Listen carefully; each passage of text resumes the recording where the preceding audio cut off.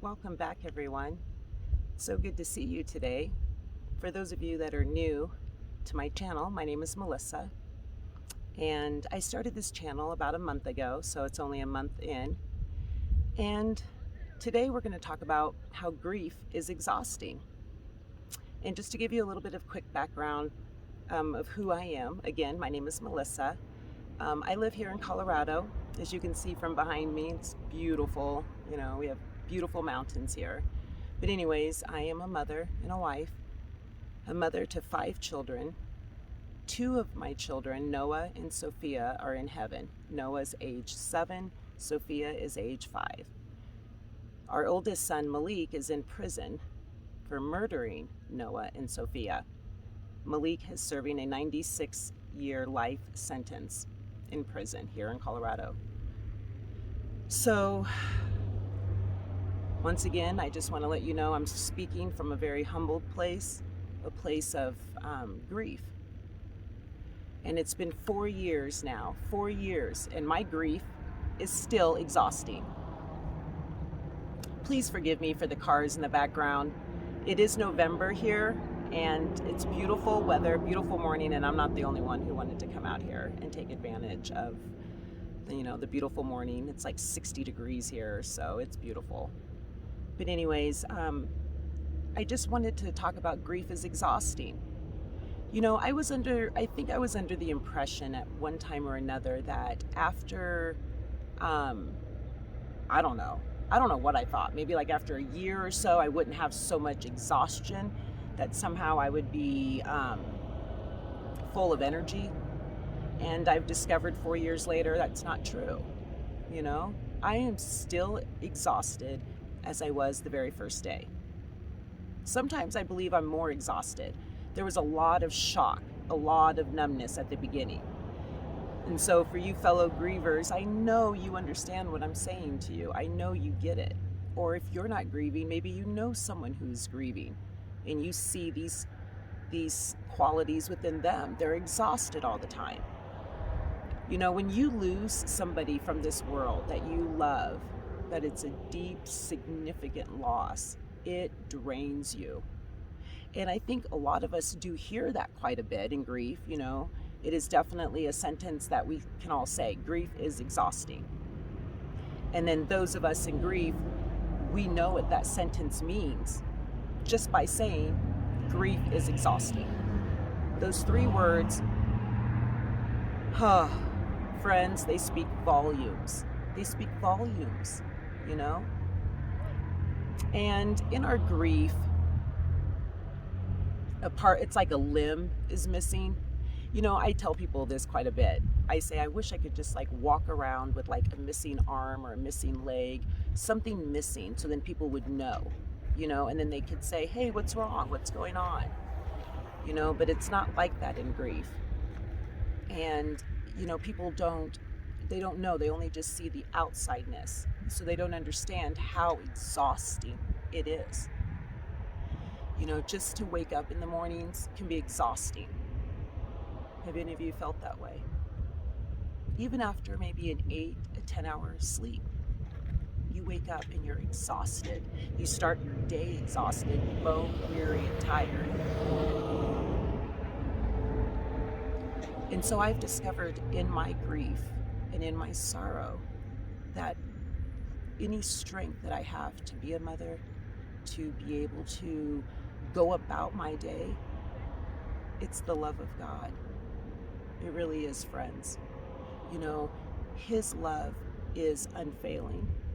It really is. And it's His love that fuels my strength. And, we feel so unloved in grief. You feel so alone. And especially to lose a child, to lose 2 children, to bury 2 of your own children. And then 11 months ago, my mother died. And 3 months after that, my father died. So I feel like an orphan in this world at times too, no parents anymore, 2 children in heaven. So, I really rely on the love of God.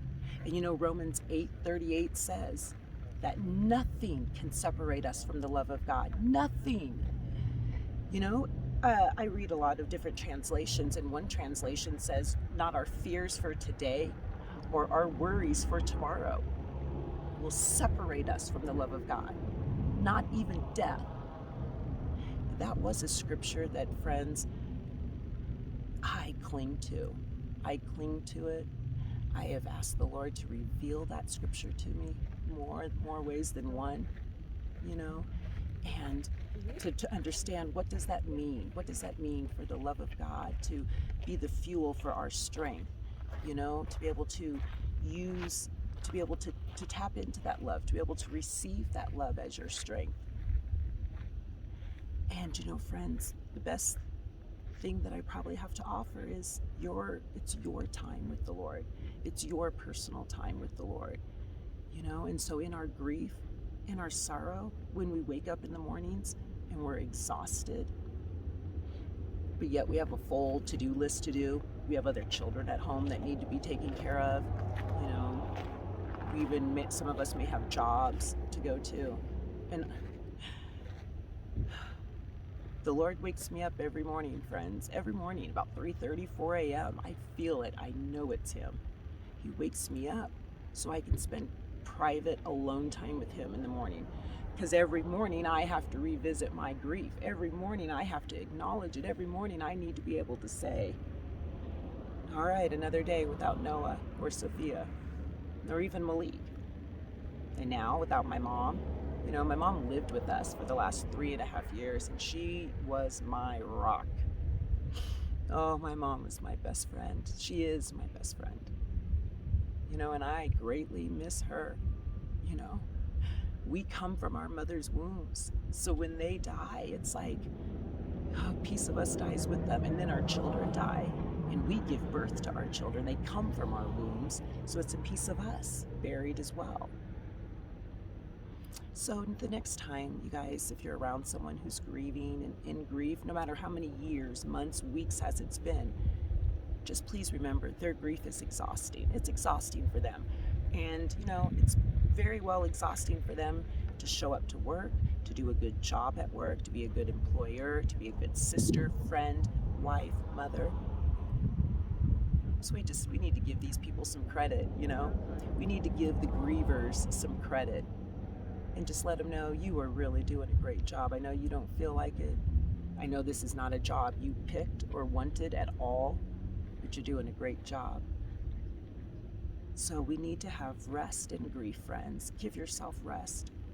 Find something on your list today that you can actually not even do, that you can just eliminate from your daily life. Because grief is stressful. Grief is exhausting. We need to be kind to ourselves. We need to be kind to our hearts. And I understand some of us were not afforded with great support, people around us that will allow us the time to rest, to stare off into space, to cry, to shout, to just be without responsibilities. But they're so needed. It's so needed in our grief. It is much needed.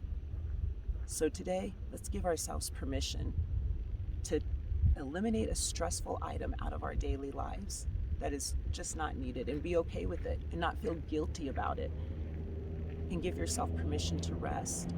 Give yourself permission to just to be in your grief and to acknowledge your loss and to know that you are normal in your feelings. Everything you're feeling is normal. It's normal for you. Your loss is your loss, and it is unique to you, which is why it's pretty much very difficult for others to completely relate. But it sure is good to hold hands with other grievers and other good, compassionate hearts.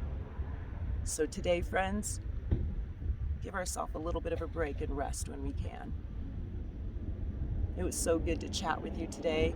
I hope you join me next time. If you're liking my videos, go ahead and subscribe to them weekly. You know, I'm going to really try my best to get 3 videos out a week to share my story, and I want to hear from you. I'd love to hear your story, or even hear of ideas that you use and do to help alleviate some of the exhaustion in your grief. But I just really want to leave you with this, friends. The unfailing love of the Lord is your fuel for your day and your exhaustion. God is grieving with us. God is here with us in our grief. We are not alone. God bless you, friends, and be well, brothers and sisters. See you next time.